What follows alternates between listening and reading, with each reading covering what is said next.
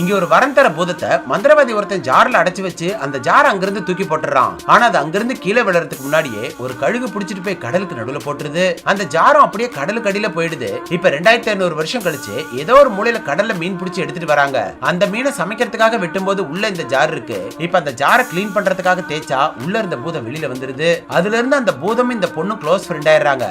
ஆக்சுவலா இந்த பொண்ணு ரொம்ப ஜீனியஸான ஆளு. இருந்தாலும் அவளுக்கு இன்னும் நிறைய படிக்கணும் கத்துக்கணும்னு ஆசை இருக்கு. அது எல்லாத்தையும் அந்த பூதத்துக்கிட்ட சொல்லி அவ கண்டுபிடிச்ச எல்லா பொருளையும் காட்டுறா.